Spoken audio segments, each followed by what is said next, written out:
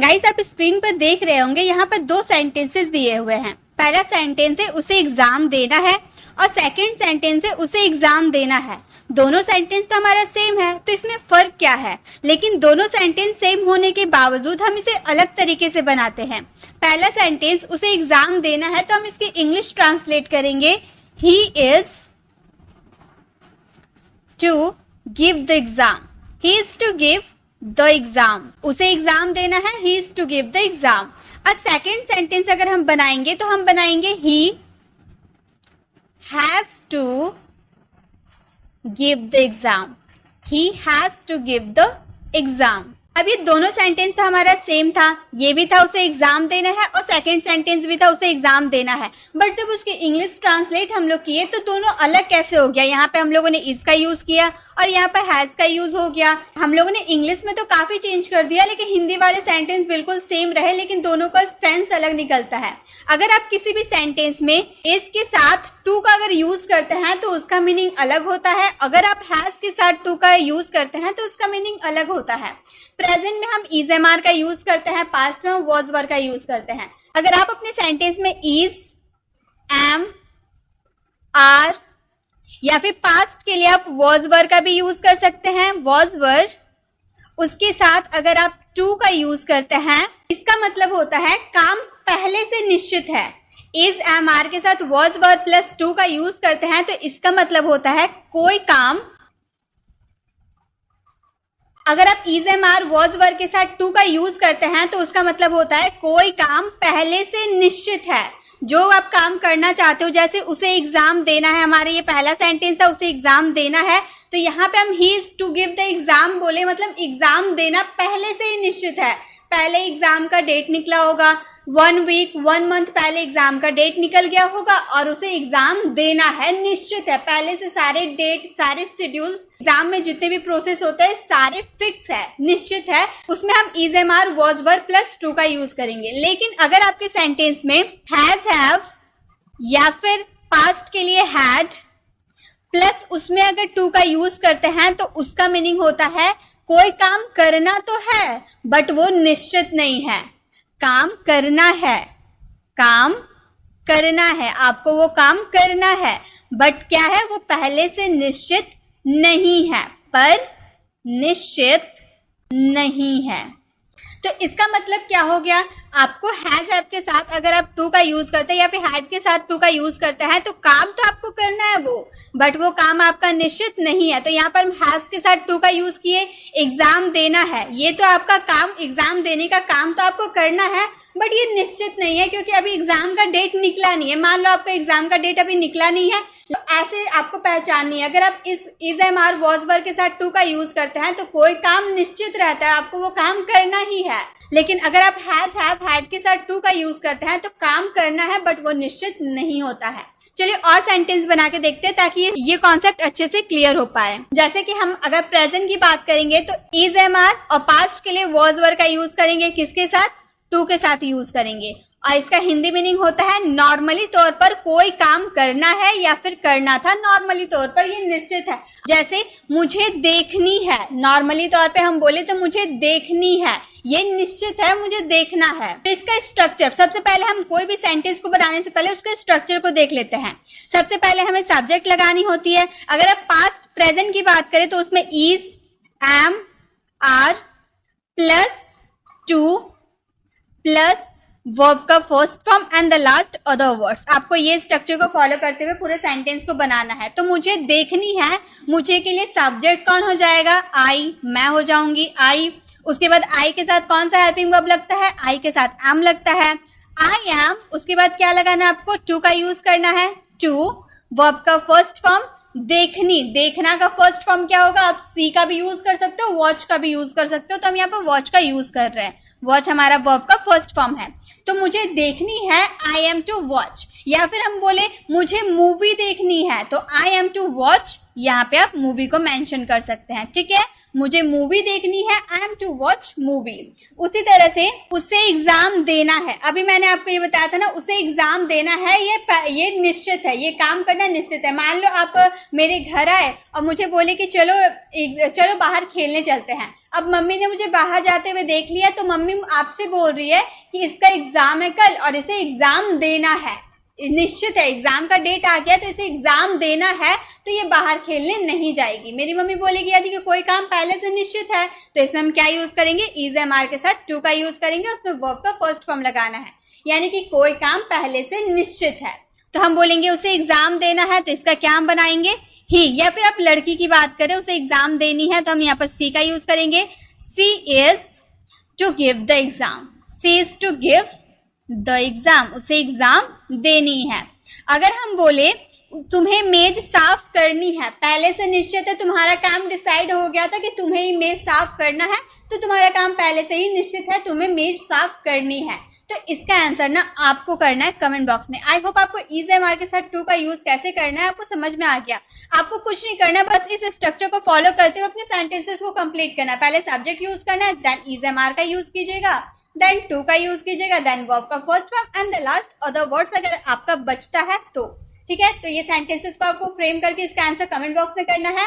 Next है उसे वो करना था। अब यहाँ पास्ट की हम बात कर रहे हैं ना, हम बोले उसे वो करना था, मतलब पास्ट में कोई काम पहले से निश्चित था, तो हम बोलेंगे उसे वो करना था। तो उससे के लिए क्या यूज होगा, हम किसी बॉय की बात करेंगे तो ही का यूज होगा। इसका स्ट्रक्चर क्या होता है, सब्जेक्ट यूज कीजिएगा, उसके बाद वॉज या फिर वर, आपके सब्जेक्ट के अकॉर्डिंग वॉज वर का यूज होता है। ये तो आपको पता होगा वॉज किसके साथ यूज होता है, वर किसके साथ यूज होता है, तो वॉज वर का यूज कीजिएगा, देन आपको टू का यूज करना है, देन वर्ब का first form and the last other words आपको यूज करना है, ठीक है।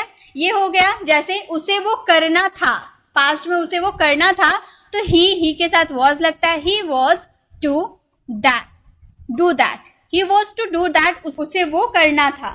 उसी तरह से तुम्हें मेज साफ करनी थी, पास्ट में तुम्हारा काम डिसाइड हो गया था, ये काम निश्चित था, तुम्हें पास्ट में मेज साफ करनी थी, तो हम बोलेंगे यू के साथ क्या लगता है, वॉज लगता है ना, वर लगता है, यू के साथ वर लगता है, यू वर टू, वर के बाद हम क्या लगाएंगे, हेल्पिंग वर्ब के बाद टू लगाना है, टू लगा दिए। उसके बाद साफ करने की इंग्लिश क्या होती है, क्लीन होते हैं, क्लीन का फर्स्ट फॉर्म तो क्लीन ही होता है, क्लीन द टेबल। तो हम बोलेंगे you were to clean the table, तुम्हें मेज साफ करनी थी। तो यहाँ पे क्या था, जब आपका कोई काम पहले से निश्चित होता है, अगर आप प्रेजेंट की बात करते हो तो सबसे पहले आप सब्जेक्ट यूज कीजिएगा, देन आपको इज एम आर में से किसी का यूज करना है, वो आपके सब्जेक्ट के अकॉर्डिंग यूज होगा, देन आपको टू का यूज करना है, देन वर्ब का first form and the last आपको अदर वर्ड्स। अगर आपके बचते हैं तो, नहीं बचते तो कोई बात नहीं। अगर आपको पास्ट में कोई काम करना था, पहले से निश्चित था, तो हम बोलेंगे सब्जेक्ट देन वॉज वर आपके सब्जेक्ट के अकॉर्डिंग चेंज होगा, देन टू, देन वर्ब का first form and the last other words. I hope आपको ये समझ में आए होंगे। अब तुम्हें मेज साफ करनी है, इसका आंसर आपको कमेंट बॉक्स में जरूर करना है। ये तो हम लोगों ने देख लिया कि कोई काम पहले से निश्चित था तो उसकी इंग्लिश कैसे बनाएंगे। नेक्स्ट हमारा क्या था कि कोई काम करना है बट वो निश्चित नहीं है, तो इसका कैसे हम सेंटेंस बनाएंगे।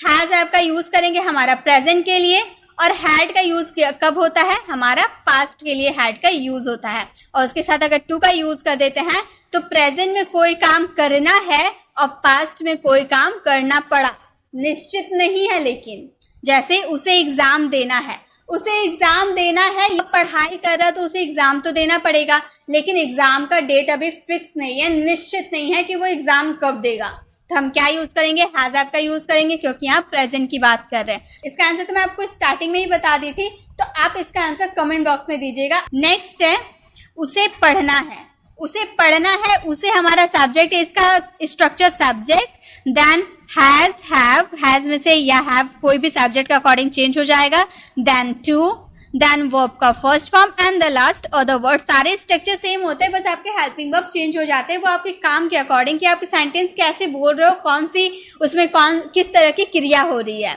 तो उसे पढ़ना है, उसे के लिए हम ही का यूज करेंगे, किसी बॉय की बात करेंगे, ही के बाद ही के साथ क्या लगता है, हैज ना हैव लगता है, हैज लगता है, ही हैज टू स्टडी, पढ़ने के लिए क्या यूज होता है, स्टडी यूज होता है और टू तो हमें लगाना था, ये हमारा स्ट्रक्चर था। तो बोलेंगे ही हैज टू स्टडी, उसे पढ़ना है, या फिर उसे इंग्लिश पढ़ना है, he has to study English. ठीक है, इस तरह से आप बोल सकते हो। हमें फिल्म देखनी है, मतलब देखना है लेकिन कोई निश्चित नहीं है कि कब देखना है, लेकिन हमें फिल्म देखनी है। हम हमें के लिए वी यूज करेंगे। वी के साथ क्या लगता है?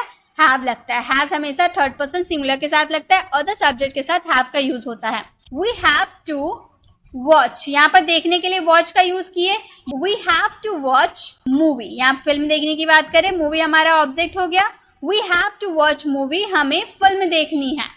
नेक्स्ट, उसे जाना पड़ा, पड़ा वाला सेंस बोलिए, यानी कि पास्ट वाला हो गया। इसका स्ट्रक्चर होगा सब्जेक्ट, देन आपका हैड का यूज कीजिएगा, सभी सब्जेक्ट के साथ हैड का यूज होगा, देन टू, देन वर्ब का first form, then other words. इस स्ट्रक्चर को फॉलो करते हैं हम सेंटेंस को बनाएंगे। सबसे पहले मुझे, हमारा सब्जेक्ट है तो हम बोलेंगे आई, देन आई के साथ हैड लगेगा, हैड के बाद हमें टू का यूज करना है, देन जाने का फर्स्ट फॉर्म गो।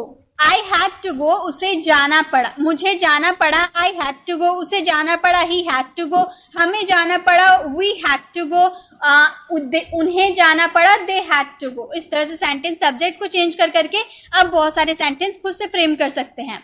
नेक्स्ट है, उसे खेलना पड़ा, ये काम करना है लेकिन कोई निश्चित नहीं है पास्ट में, उसे खेलना पड़ा या फिर खेलना था तो हम बोलेंगे ही के साथ हैड का यूज करेंगे, he had to play, he had to play, उसे खेलना पड़ा। तो इस तरह से आप हैज, हैव और हैड के साथ टू का यूज कर सकते हैं। आई होप आपको ये भी अच्छे समझ में आ गए। गाइस, अब आपको सारे स्लाइड का स्क्रीनशॉट लेने की जरूरत नहीं है, क्योंकि आप लोगों के डिमांड पर मैं रिसेंट में न्यू टेलीग्राम चैनल खोल रखी हूँ, जिसे आप डिस्क्रिप्शन पे दिए गए लिंक पे क्लिक करके उसे ज्वाइन कर सकते हैं। जो भी मैं इस वीडियो में पढ़ा रही हूँ, आपको सभी के PDF हमारे टेलीग्राम चैनल पर मिल जाएगी। मैंने यहाँ पर हिंदी वाले सेंटेंसेस को इंग्लिश में ट्रांसलेट कर रखी हूँ, बट आप टेलीग्राम चैनल पे जब PDF में जाओगे तो वहाँ पर आपको इंग्लिश वाले सेंटेंसेस नहीं मिलेंगे, आपको उसे खुद से सॉल्व करना होगा। और आप उसे खुद से सॉल्व कीजिएगा, अच्छे से प्रैक्टिस कीजिएगा, तो आपको अच्छे से समझ में भी आएगा। और आप किस तरह से ट्रांसलेट कर रहे हैं, आप सारे पहले कॉन्सेप्ट को समझ जाइए, जो मैं यहाँ पर समझा रही हूँ आप अच्छे से समझ जाइए। फिर PDF को आप डाउनलोड कर लीजिएगा, देन उसमें जो भी सेंटेंसेस दिए गए हैं उसे ट्रांसलेट करके उसका आंसर कमेंट बॉक्स में ज़रूर दीजिएगा। इससे आपकी बहुत ही अच्छी प्रैक्टिस हो जाएगी और आपको सारे कॉन्सेप्ट अच्छे से क्लियर हो जाएंगे। और अगर आप शॉर्ट वीडियो देखने में इंटरेस्टेड है तो मैंने आप लोगों के लिए इंस्टाग्राम चैनल भी खोल रखी हूँ, जिस पे आप शॉर्ट्स वीडियो देख सकते हैं और अपनी इंग्लिश वोकैबुलरी, इंग्लिश ग्रामर को काफ़ी इन्हेंस कर सकते हैं। तो आप डिस्क्रिप्शन पे दिए गए लिंक पे जरूर क्लिक करें और इंस्टाग्राम चैनल को भी ज्वाइन कर सकते हैं। तो चलिए इसी के साथ हम वीडियो को कंटिन्यू करते हैं। नेक्स्ट हमारा यूज है, अगर हम is, am, are, was verb के साथ बीइंग का यूज कर देते हैं तो हमारे हिंदी वाले सेंस होते हैं किया जा रहा था। गाइस, आज के इस वीडियो में हम क्या सीखने वाले? आज के इस वीडियो में सीखने वाले बी, बीन और बीइंग के यूजेस। हम तो यही सीखने वाले हैं। अभी तक हम लोगों ने सिर्फ इजी कॉन्सेप्ट को कवर किया। अब हम आते हैं मेन कॉन्सेप्ट में। किसी भी सेंटेंस में बी का यूज करने से क्या होता है, बीन का यूज करने से क्या होता है और बीइंग का यूज करने से क्या होता है, आज के इस वीडियो में आपको पूरे डिटेल में बताती हूँ। सबसे पहले हम बात करेंगे बी के यूजेस। किसी भी सेंटेंस में बी का मतलब क्या होता है? सबसे पहले यहाँ पर मैं बी लिख दे रही हूँ। बी का मतलब होता है होना। बी का मतलब होता है, टू बी का मतलब क्या होता है? होना। जैसे कि आप कोई सेंटेंस लिखते हो, जैसे मैंने लिखा you should be honest, you should be honest. तो इसका मतलब क्या हो गया? इसका स्ट्रक्चर क्या होता है? सबसे पहले आपको सब्जेक्ट यूज करना होता है, देन शुड का यूज करना होता है, देन वर्ब का first form and the last object. यही तो आपको यूज करना होता है। तो यहाँ पे यू हमारा क्या है? सब्जेक्ट है। शुड हमारा लगाना था, हमने शुड लगा दिया। और वर्ब का फर्स्ट फॉर्म क्या है? बी हमारा वर्ब का फर्स्ट फॉर्म है। यानी कि यहाँ पे जो आप बी देख रहे हैं ना, ये एक तरह से वर्ब है, क्रिया है। किसी भी सेंटेंस में ये जो काम हो रहा है ना, क्रिया है। जैसे कि आप यू शुड बी ऑनेस्ट, आपको ईमानदार होना चाहिए, तो होना वाला सेंस आ रहा ना, तो आपको जहां भी होना वाला सेंस आएगा वहां बी का यूज करना है। जैसे यू मे बी देयर, आप वहां हो। यू मे बी ऑनेस्ट, आप ईमानदार हो सकते हो। यू कुड बी ऑनेस्ट, आप ईमानदार हो सकते थे। यू माइट बी ऑनेस्ट, आप शायद ईमानदार होंगे। यू वुड बी ऑनेस्ट, आप ईमानदार होंगे। इस तरह से आप सेंटेंसेस को बना सकते हैं बी का यूज करके। एक तो होने के सेंस में हम बी का यूज करते हैं, एंड देन सेकेंड बी का यूज होता है, ये हमारा फर्स्ट यूज है, ठीक है। अब हम सेकंड यूजेस की तरफ बढ़ते हैं। सेकंड यूजेस होता है जहां पे आपका स्ट्रक्चर होता है, सबसे पहले आपको ऑब्जेक्ट यूज करना होता है, देन आपका जो मॉडल्स होते हैं, जो भी मॉडल वर्ब हो वो मॉडल वर्ब यूज करना होता है, देन आपको बी यूज करना होता है, देन वर्ब का third form, then by, then subject. अब जब भी कोई सेंटेंस में ऑब्जेक्ट से कोई सेंटेंस स्टार्ट होता है तो वो हमारे कौन से सेंटेंसेस हो जाते हैं, वो हमारे पेसिव वाले सेंटेंसेस हो जाते हैं। जो भी अगर ऑब्जेक्ट से आपका कोई सेंटेंस स्टार्ट होता है तो वो पेसिव वाले सेंटेंसेस हो जाते हैं। जैसे आप ऐसे सेंटेंसेस बोलते होंगे ना, यह काम किया जा सकता है, रोहन को दिल्ली भेजा जा सकता है, फूल तोड़े जाने चाहिए, बच्चों को पढ़ाया जाना चाहिए। तो ऐसे वाले सेंटेंस में मॉडल वर्ब के साथ बी का तो यूज होता है, लेकिन उसमें वर्ब का थर्ड फॉर्म यूज कर देते हैं तो वो पेसिव वाला सेंटेंस हो जाता है। तो बी के दो यूजेस है, पहला होने के सेंस में और दूसरा पेसिव वाले सेंटेंसेस में। पेसिव वाले सेंटेंस जैसे कैन के साथ अगर बी का यूज कर देते हैं और वर्ब का थर्ड फॉर्म यूज कर देते हैं तो वो हमारा क्या हो जाता है, पेसिव वाले सेंटेंसेस हो जाते हैं। ठीक है, तो जब भी आप कैन बी के साथ वर्ब का थर्ड फॉर्म का यूज देखें तो आप समझ जाए कि वो पेसिव वाले सेंटेंसेस है। तो बी के दो यूजेस हमें समझ में आ गए, होने के सेंस में और दूसरा पेसिव वाले सेंटेंसेस में। चलिए अब हम बीइंग के यूजेस को देखते हैं। जैसे अगर is am are was verb के साथ आप बीइंग का यूज कर देते हैं तो उसका हिंदी मीनिंग हो जाता है किया जा रहा है या किया जा रहा था। प्रेजेंट के लिए इज एम आर के साथ आपको बीइंग का यूज करना है, पास्ट के लिए वॉज वर्ब के साथ बीइंग का यूज करना है। जैसे कि उसे पीटा जा रहा है, आपका पेसिव वाले सेंटेंस है ये, उसे पीटा जा रहा है तो किसी के द्वारा तो पीटा जा रहा होगा, आपके द्वारा, हमारे द्वारा, किसी के द्वारा तो उसे पीटा जा रहा है। वो पिटाई खाने का काम कर रहा है लेकिन वो पीट नहीं रहा, उसे पीटा जा रहा है। तो हम बोलेंगे तो किसी के द्वारा कोई काम किया जाएगा तो उसका स्ट्रक्चर रहेगा, सबसे पहले आपको सब्जेक्ट यूज करना है, देन आपको इज एम आर, अगर प्रेजेंट की बात करें तो आपको इज, एम या फिर आर, तीनों में से किसी एक का यूज करना है, देन आपको बीइंग का यूज करना है, बीइंग आपको सब में लगाना है, देन वर्ब का third form and the last आपको अदर वर्ड्स यूज करना है जो आपके बच जाते हैं। ठीक है, तो सबसे पहले उसे, ये हमारा ऑब्जेक्ट है, आप ध्यान रखिएगा। तो यहाँ पे हम ऑब्जेक्ट की बात करते हैं, यहाँ पर ऑब्जेक्ट यूज होगा। ठीक है, तो उसे के लिए हम क्या बोलेंगे, ही हमारा ऑब्जेक्ट है। ठीक है, पेसिव वाले सेंटेंस में ऑब्जेक्ट का यूज स्टार्टिंग में किया जाता है। ही के साथ क्या लगता है, इज लगता है, ही इज, उसके बाद क्या लगाना है, बीइंग। आप स्ट्रक्चर को ध्यान देते हुए सेंटेंसेस को देखिए, ही इज बीइंग, उसके बाद वर्ब का थर्ड फॉर्म, पीटने का काम हो रहा, इसका थर्ड फॉर्म क्या हो जाएगा, बिटन, बीट का होता है बिटन। ही इज बीइंग बिटन, उसे पीटा जा रहा है मेरे द्वारा, तो यहाँ पर हम क्या कर देंगे, बाय मी कर देंगे। तो यहाँ पे ये जो हमारा सब्जेक्ट, ये एक्चुअली हमारा सब्जेक्ट है, तो इसे आप लिख भी सकते हैं, नहीं भी लिख सकते, इसमें कोई दिक्कत नहीं है। तो इज बीइंग बिटन भी बोल सकते हैं, इज बीइंग बिटन भाई मी भी बोल सकते हैं। ठीक है, नेक्स्ट, इमारत बनाई जा रही है, किसी के द्वारा तो बनाई जा रही है लेकिन सब्जेक्ट का जिक्र नहीं हुआ है, तो हम इमारत के लिए बोलेंगे द बिल्डिंग, द बिल्डिंग, इमारत, the building is being constructed, the building is being constructed, इमारत बनाई जा रही है। उसी तरह से दूध बेचा जा रहा था, पास्ट की बात बोल रहे, था आ रहा है यानी कि वाज वर्ब में से कुछ लगाना है, तो दूध बेचा जा रहा था, दूध आप बेच रहे तो आपका जिक्र नहीं किया जा रहा, सिर्फ जो ऑब्जेक्ट है उस पे काम जिस पे हो रहा है सिर्फ उसका जिक्र किया गया है। दूध बेचा जा रहा है तो बोलेंगे द मिल्क वॉज, मिल्क के साथ वॉज, बीइंग का यूज हमें करना है, बीइंग का यूज करेंगे। सेल का थर्ड फॉर्म सोल्ड होता है, the milk was being sold, यहाँ पर बाय मी भी कर सकते, मेरे द्वारा दूध बेचा जा रहा था, या फिर the milk was being sold, दूध बेचा जा रहा था। ठीक है, कमरा साफ किए जा रहे थे, किसी के द्वारा तो कमरा साफ किया जा रहा होगा, तो हम यहाँ बोले कमरा साफ किए जा रहा था, तो हम बोलेंगे द रूम्स। रूम्स हम इसीलिए बोले क्योंकि कमरे की बात की है, एक कमरा नहीं बहुत सारा कमरा है, तो रूम्स के साथ वर लगता है, अगर एक रूम रहता तो वॉज का यूज करते। द रूम्स वर, बीइंग का यूज तो सब में करना है, बीइंग, क्लीन का third form cleaned, the rooms were being cleaned, कमरे साफ किए जा रहे थे। तो इस तरह से आप इज एम आर के साथ बीइंग का यूज करिएगा जब आपको कोई काम किया जा रहा है, कंटिन्यू किया जा रहा है और आपका उसमें वो पेसिव वाले सेंटेंस है, तो उसमें आपको is am are being plus verb का उसमें थर्ड फॉर्म आपको यूज करना है। ठीक है, थर्ड फॉर्म आपको यूज करना है और वॉज वर्ब के साथ भी वर्ब का थर्ड फॉर्म यूज करना है। एक सेंटेंस आप लोगों के लिए है, खाना बनाया जा रहा था, इसका आंसर आपको कमेंट बॉक्स में करना है। नेक्स्ट है इज एम आर के साथ और वॉज वर्ब के साथ अगर टू बी का यूज करें तो अभी हम लोगों ने देखा था ना टू का यूज कोई काम पहले से निश्चित होता है, तो यहाँ पे हम टू के साथ बी का भी यूज कर रहे हैं, ठीक है। टू के साथ बी का भी यूज करेंगे तो हमारा होगा किया जाना है या फिर किया जाना था।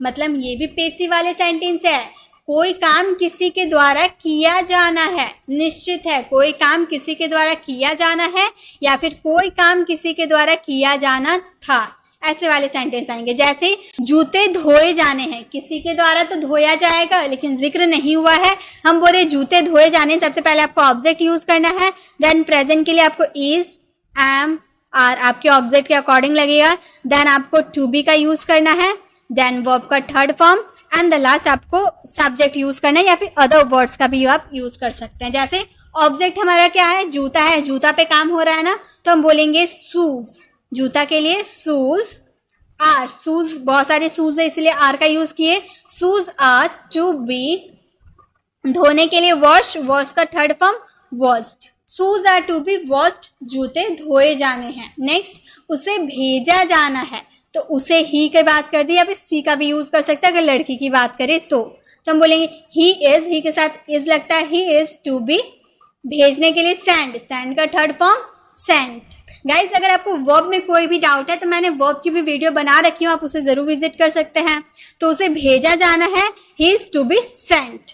नेक्स्ट मेज साफ की जानी है, किसी के द्वारा तो की जाएगी, तो मेज साफ की जानी है, इसका आंसर ना आपको कमेंट बॉक्स में करना है। नेक्स्ट है तुम्हें बताया जाना था, मतलब कोई काम किसी के द्वारा किया जाना था, was verb plus being plus verb का थर्ड फॉर्म यूज होगा। जैसे तुम्हें बताया जाना था बोलेंगे यू, यू के साथ वर का यूज होता है, you were to be, tell का थर्ड फॉर्म बताने के लिए टेल, टेल का third form told, you were to be told, तुम्हें बताया जाना था। या फिर हमें पूछा जाना था, किसी के द्वारा पूछा जाएगा तो हमें के लिए वी वर, वी के साथ भी वर लगता है, वॉज से थर्ड पर्सन सिंगुलर के साथ लगता है, वी वर टू बी, पूछने के लिए आस्क, आस्क का third form asked, you were to be asked, उसे पूछा जाना था। तो इस तरह से कोई काम पेसिव वाले सेंटेंस होंगे, किया जाना है उसमें आपको is am are plus to be plus verb का थर्ड फॉर्म यूज करना है, और कोई काम किया जाना था उसमें was were to be plus verb का थर्ड फॉर्म यूज करना है। ठीक है, ये हो गया क्लियर। अब है हैज हैव के साथ टू बी का यूज और हैड के साथ टू बी का यूज, ये भी हमारे पेसिव वाले सेंटेंस है। ठीक है, जिसमें टू बी का यूज हो जाता है वो पेसिव वाले सेंटेंस हो जाते हैं। इसमें मस्ट, मस्ट का यूज इसीलिए किए, मतलब जरूर किया जाना है या जरूर किया जाना था, ये हमारा नॉर्मल किया जाना है या किया जाना था, मतलब नॉर्मली तौर पे आपको किया जाना है। लेकिन जब हैज या हैव का यूज आप टू बी के साथ करते हैं और वर्ब का थर्ड फॉर्म लगाते हैं, मतलब आपको अवश्य जरूर वो काम किया जाना है, जरूर। ठीक है, पूरा एकदम इंपॉर्टेंट है वो काम करना। जैसे कि उसे पूछा जाना है, उसे पूछा जाना है, मस्ट, मस्ट यानी कि इंपॉर्टेंट है, ये बहुत इंपॉर्टेंट है, उसे पूछना बहुत ही इंपॉर्टेंट है, तो उसे पूछा जाना है तो हम बोलेंगे he has to be asked, he has to be asked, उसे पूछा जाना है। उसी तरह से इसे भेजा जाना है, किसी के द्वारा तो भेजा जाएगा, तो हम बोलेंगे इसे, कोई वस्तु होगा तो इट का यूज कर दे रहा है, it has to be sent, भेजने के लिए sent, it has to be sent. इनको बताया जाना है, इनको बताया जाना है, इसका आंसर आपको करना है कमेंट बॉक्स में। नेक्स्ट हमारा है had to be, had to be plus verb का थर्ड फॉर्म, मतलब कोई काम किया जाना था, मस्ट इंपॉर्टेंट है वो। जैसे राहुल को पकड़ा जाना था, मतलब राहुल भाग रहा है, राहुल को पकड़ा जाना था। आप बोल रहे हो कि राहुल को पकड़ा जाना था, राहुल तो भाग गया, तो राहुल को किसी के द्वारा तो पकड़ा जाना था, तो हम बोलेंगे राहुल हैड टू बी का यूज करेंगे, और कैच, पकड़ने के लिए कैच, कैच का third form caught, Rahul had to be caught, Rahul को पकड़ा जाना था। फोन को बेचा जाना था, मतलब फोन खराब हो गया, फोन को बेचा जाना था, तो हम बोलेंगे फोन हैड टू बी, सभी के साथ आपको हैड का यूज करना है।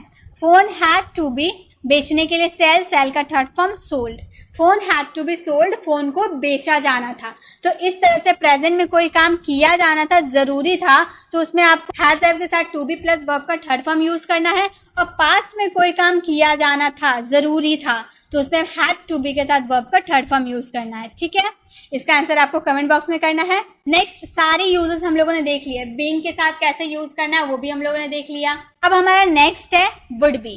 वुड बी का मतलब होता है होगा या फिर रहा होगा।